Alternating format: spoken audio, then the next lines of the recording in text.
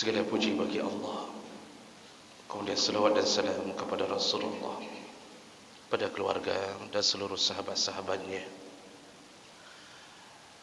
Bapak Ibu jemaah salat subuh, ya Allah muliakan insyaAllah. Setelah selesai kita membahas dari satu pertemuan ke pertemuan berikutnya tentang jenis-jenis azab kubur dan amalan yang menyebabkan disiksa di alam kubur, dan terakhir kita sudah bahas amalan-amalan yang menyebabkan selamat dari siksa kubur. Mulai subuh hari ini kita akan masuk ke dalam serial pembahasan yang baru, yaitu tentang amalan-amalan atau golongan orang-orang yang didoakan oleh para malaikat.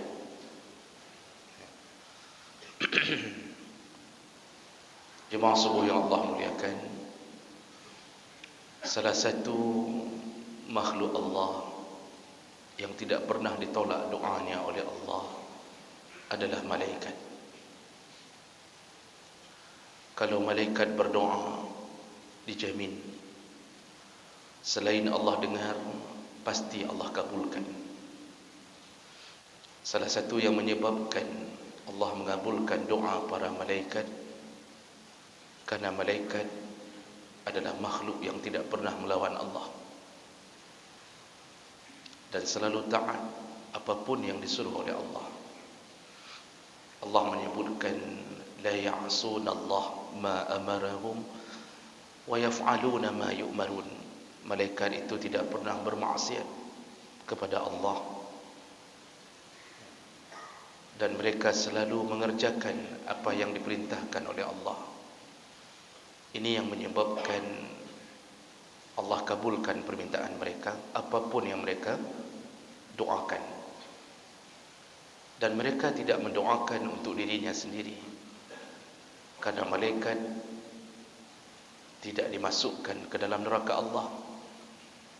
Malaikat tidak akan masuk ke dalam azab apapun, maka tidak perlu mendoakan dirinya sendiri. Maka siapa yang didoakannya? Yaitu hamba-hamba Allah dari Bani Adam. Karena malaikat ditugaskan, salah satunya adalah mengawal kehidupan kita, mengiringi setiap langkah kita. Setiap bibir yang mengucapkan suatu kalimah, pasti malaikat mencatatnya. Ma yalfidhu min qawlin illa ladaihi raqibun atid. Pasti tercatat oleh raqib dan atid. Dan malaikat terus mendampingi hidup kita, sehari-hari kita, setiap detik di dalam pantauan malaikat, sampai akhirnya kita bertemu dengan malaikat maut, dan juga nanti kita akan bertemu dengan Munkar dan Nakir. Dan kita selanjutnya dibangkitkan di padang mahsyar, di dalam awasan malaikat. Ketika masuk surga pun, malaikatlah yang menjadi dayang-dayangnya kita. Jadi kita ini masuk surga pun masih didampingi oleh malaikat. Ketika masuk surga, kita tidak masuk begitu saja. Allah menyebutkan dalam akhir surat Al-Kahfi, innal ladzina amanu wa 'amilus shalihat kanat lahum jannatul firdausi nuzula. Kata Allah, ketika seseorang beriman dan beramal saleh, maka dia akan masuk surga dalam keadaan nuzula. Nuzula, kalau kita buka tafsir, itu gaya bahasa Arab ketika ingin menyebutkan tentang penyambutan. Jadi kalau tamu datang ke rumah, disambut, itu bahasanya nuzula. Apakah kita masuk surga lalu mencari rumah kita sendiri di surga? Tidak. Nuzula, disambut. Lebih hebat menyambut kita penduduk surga daripada menyambut presiden di dunia. kita dilayani sehebat-hebatnya pelayanan, didampingi, lalu ditunjukkan mana rumah kita, dan setiap hari dibawakan makanan kepada kita. Apapun, walahum ma yadda'un, apapun yang mereka mau, kata Allah, maka dayang-dayang terus berputar-putar di sekeliling manusia yang masuk surga. Siapa mereka? Malaikat. Begitu juga yang masuk ke dalam neraka, mereka pun didampingi oleh kemarahan malaikat. Di sana ada malaikat Zabaniyah, Malik Zabaniyah, yang bermuka bengis, seram, kata Allah, menakutkan melihatnya. Jadi yang mau kita kasih tahu apa? Tidak lepas diri kita dari pengawasan dan dampingan malaikat. Makanya di dunia ini kita butuh doa malaikat untuk kita. Kalau mungkin doa kita tertolak oleh Allah karena kita mungkin sekali-sekali melakukan maksiat, ahli maksiat menjadi penyebab tertolaknya doa. Makanan haram yang kita makan, kita bawa pulang dari kantor, itulah yang membuat kita tercegah. Makbulnya doa kita tercegah dengan makanan haram. Sedangkan kita hari ini hampir merata tidak peduli dengan makan haram.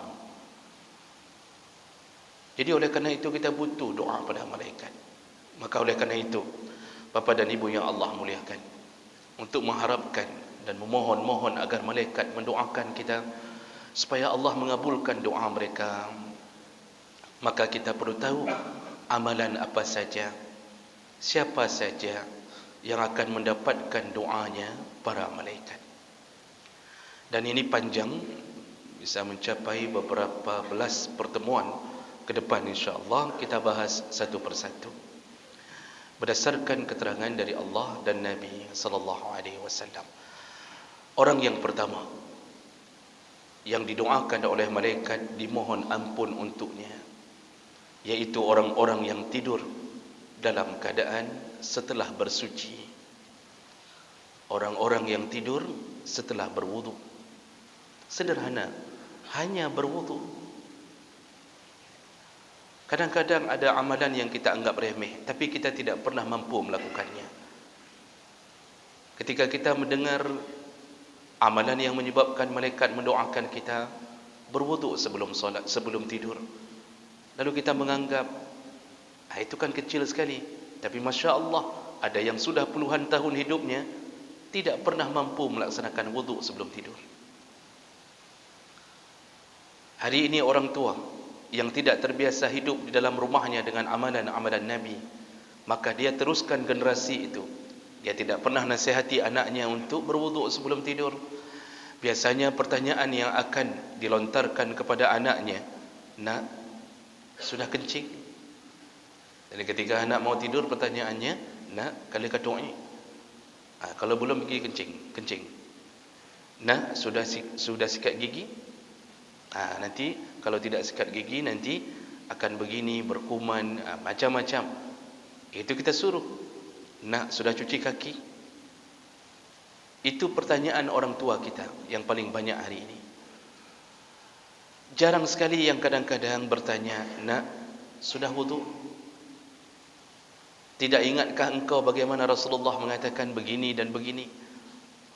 Ini kadang-kadang amalan kecil, tapi walaupun kecil, tapi kita tidak mampu melakukannya, kecuali mereka orang-orang yang faham. Makanya ilmu itu menuntun hidup. Kenapa orang-orang berilmu ditinggikan derajatnya oleh Allah? Walladzina utul ilma darajat. Orang-orang yang menuntut ilmu itu selalu lebih tinggi derajatnya di sisi Allah. Karena orang berilmu beramal berdasarkan tuntunan. Kecil amalannya, besar pahalanya. Orang yang tidak ada ilmunya beramal banyak, tapi tidak tahu mana yang lebih afdal. Bahkan ada yang tidak pernah diterima amalnya oleh Allah karena tidak ada ilmunya. Makanya disitulah malaikat mengepakkan sayap kepada penuntut ilmu. Menuntut ilmu tidak mesti masuk pesantren, itu salah satu kelebihan. Tapi menuntut ilmu dari satu masjid ke masjid, setiap maghrib datang mendengarkan, satu dua mulai menjadi modal kita, itu penuntut ilmu. Namun tentu yang berada di pesantren siang malam itu lebih besar pahalanya. Maka jemaah melaka Allah, ketahuilah bahawa salah satu yang menyebabkan doa malaikat ketika kita tidur dalam keadaan bersuci. Aisyah radhiyallahu anha menyatakan, Rasulullah kalau sudah mau tidur, fatawadda wudu'ahu lis-salah. Selalu beliau berwuduk dan wuduknya sempurna seperti wuduknya untuk salat. Lalu Rasulullah juga yang mengatakan sendiri, Iza ataita madja'ak, kata Rasulullah, kalau engkau mendatangi pembaringanmu, artinya engkau mau tidur, fatawadda wudu'aka lis-salah, berwuduklah engkau seperti wudukmu untuk salat.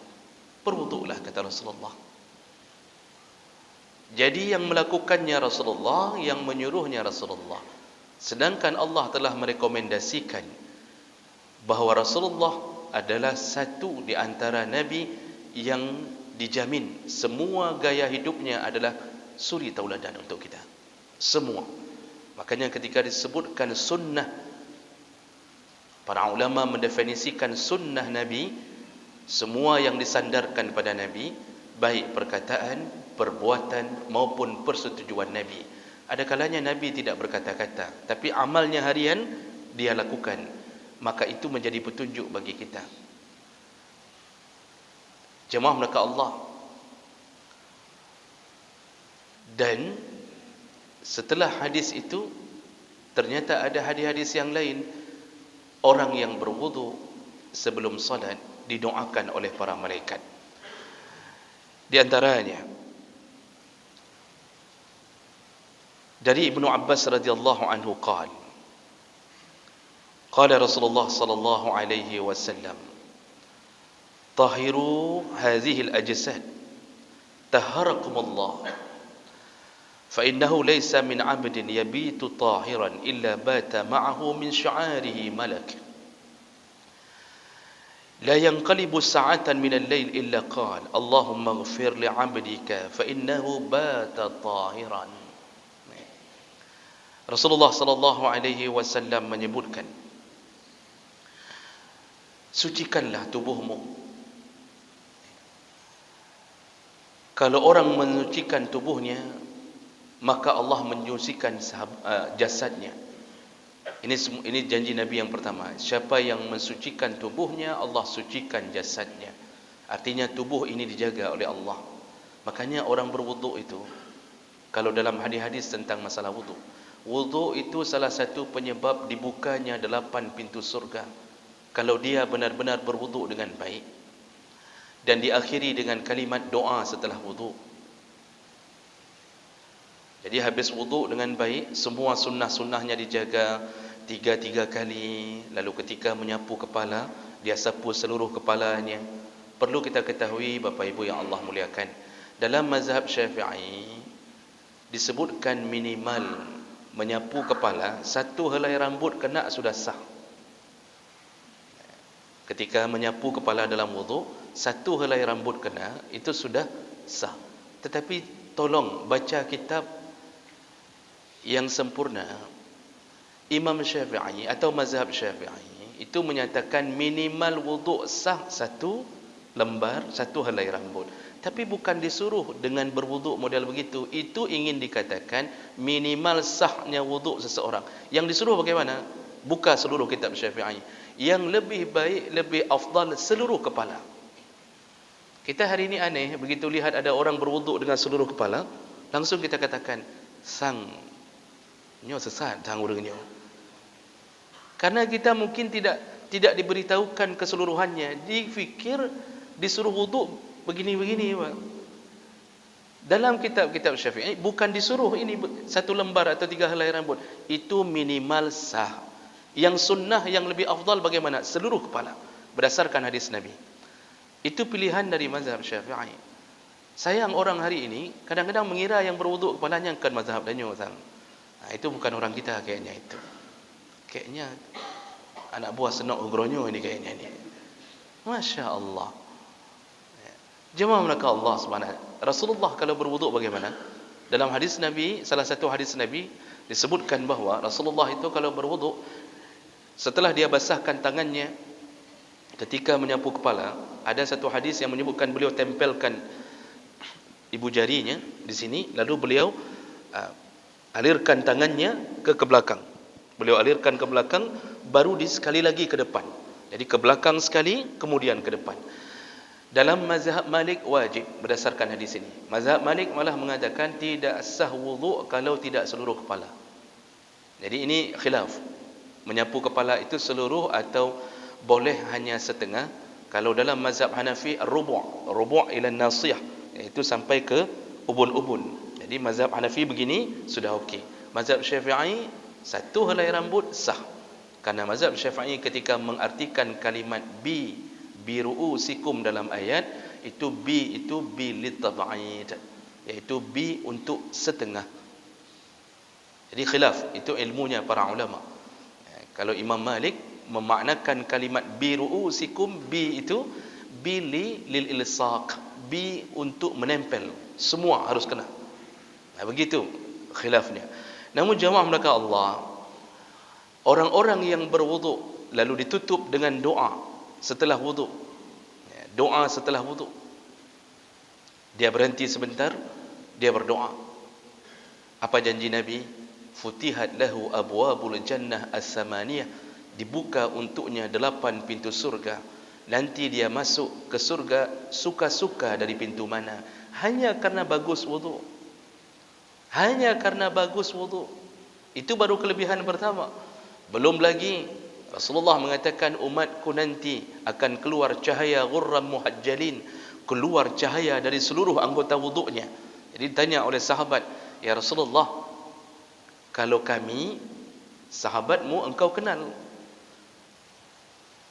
tapi bagaimana engkau mengenali umat setelahmu, setelah kepergianmu? Kan kita tidak dikenal wajah kita oleh Rasulullah. Bagaimana nanti di padang mahsyar engkau mengenalnya ya Rasulullah? Apa kata Rasulullah? Umatku mengeluarkan cahaya min asaril wudu, dari bekasan wuduknya. Seluruh anggota wuduk bercahaya. Jadi jemaah melakukan Allah, cahaya itu keluar dari seluruh anggota. Dan mohon maaf saya katakan tidak ditemukan dalil bahawa jidat yang hitam menjadi bahagian tanda umat Muhammad di padang mahsyar nanti. Jadi jangan mengira bahawa jidat menjadi tanda, tidak. Silahkan cek hadis-hadisnya, tidak ada yang mengatakan itu.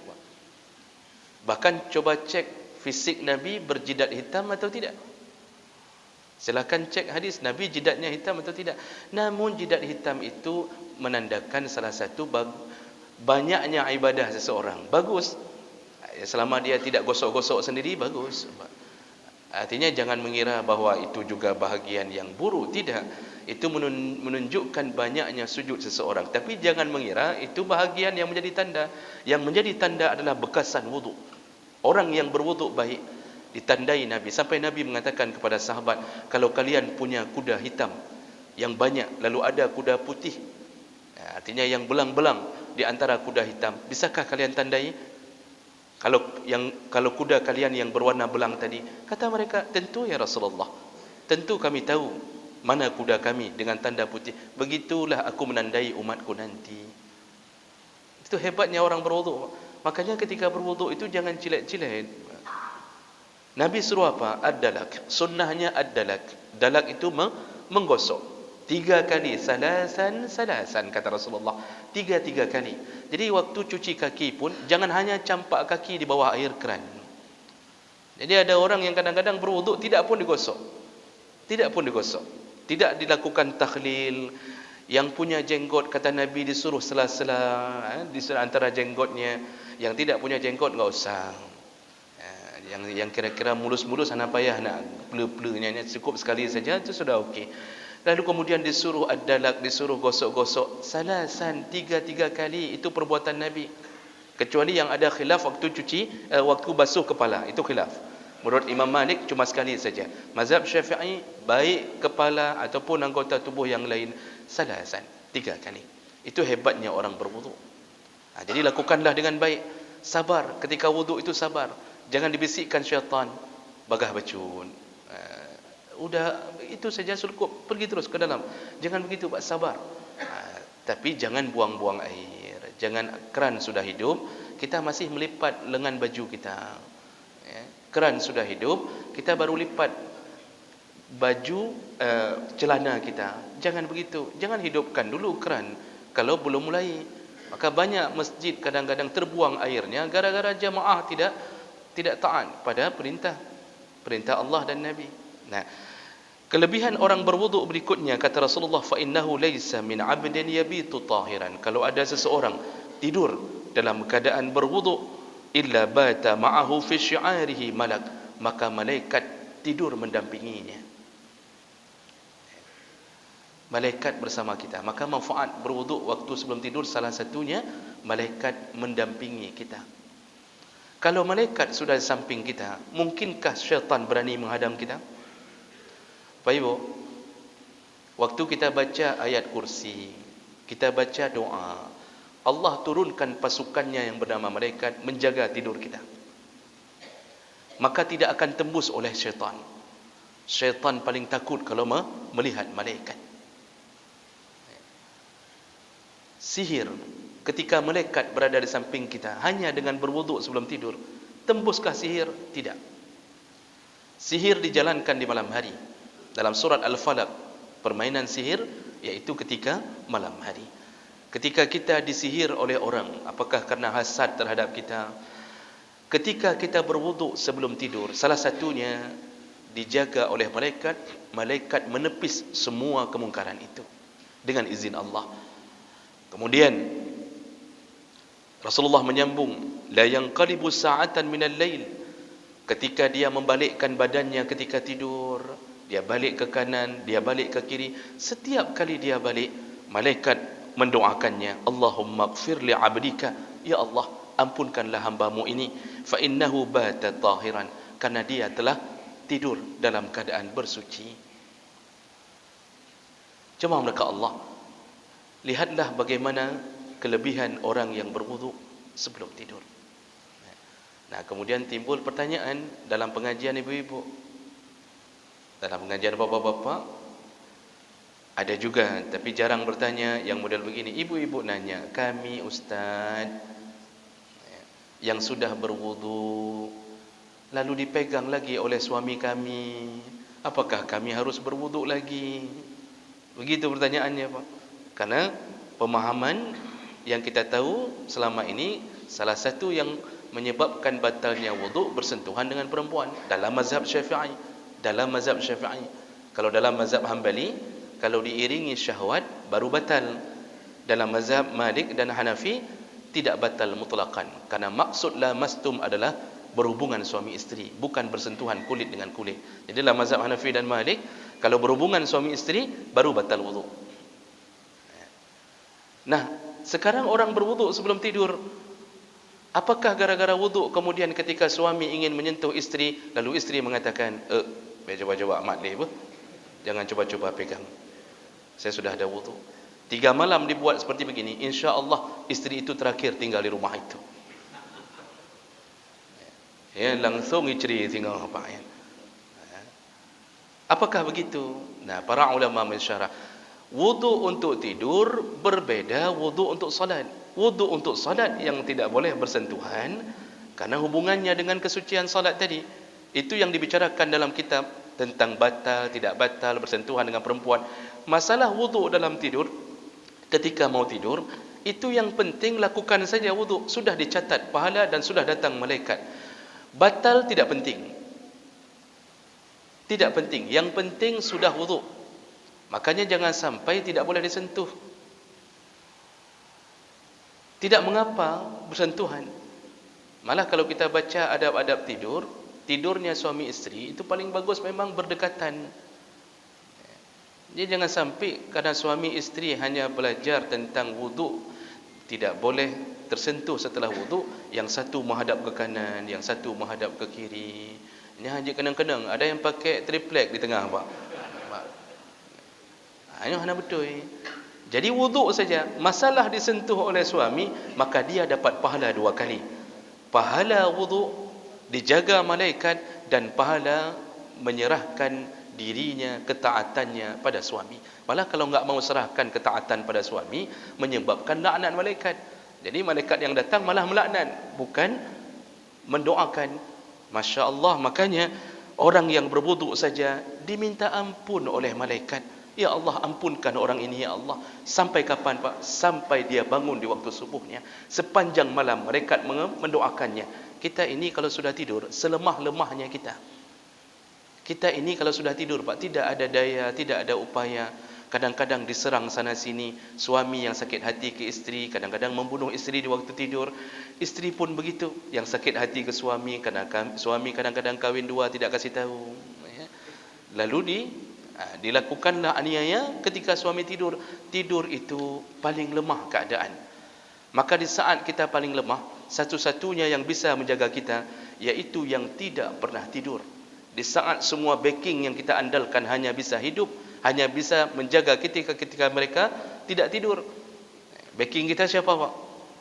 Dari mana? Manusia. Dia pun tidur.